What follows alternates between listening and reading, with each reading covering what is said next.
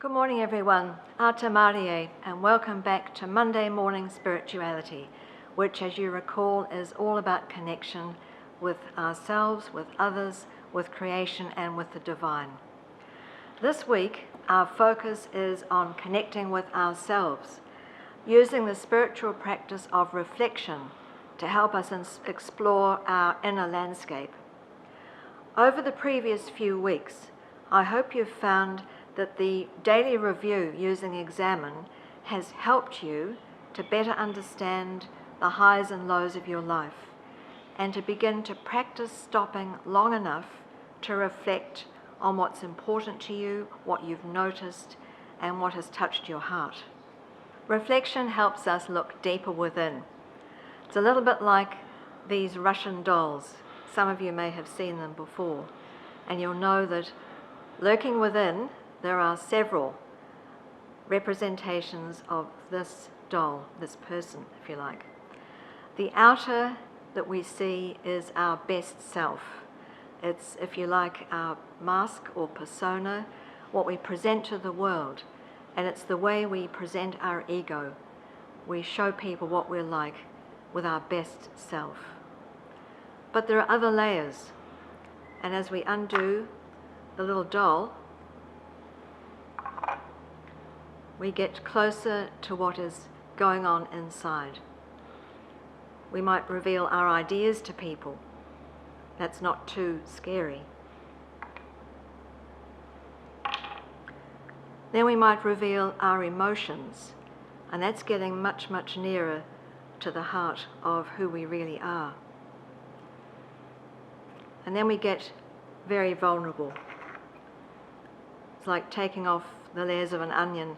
Eventually we reach the tears, and we find ourselves looking at what is deep within us, some painful memories perhaps, or some very, very precious moments that we've never shared with anybody. And then we come right down to the sacred self within. Part of it we don't really know. It's like our spirit waiting to reveal itself, our true self waiting to come back into our lives and be a force for good and growth. So that's what reflection is like. That's the process. And you can understand there's a great vulnerability in moving from the outward best self we put forward to the world through the other areas to what lies deepest within. But when we're free to reflect on what's deepest within, we can be fully who we're meant to be. Now, reflection is something that is unique to us as human beings, but many of us avoid it. We avoid looking below the surface because we're afraid of what we might discover about ourselves. I remember when our son was about 18 months old. I was struggling with motherhood and depression, and I was holding him as he bellowed and I looked out of our window upstairs, 2 stories high. The window was open, and just for a fleeting moment I thought how easy it would be, and you know the thought. Now that moment shocked me into seeking help. It forced me to take a look at myself, and that reflection taught me a painful lesson about myself, that I too have the capacity within me to hurt someone I love. Maybe that resonates with you, but it was a significant moment in my life. It made me less likely to rush to judge others. And that's what Mother Teresa means in the quote that I'm going to read to you.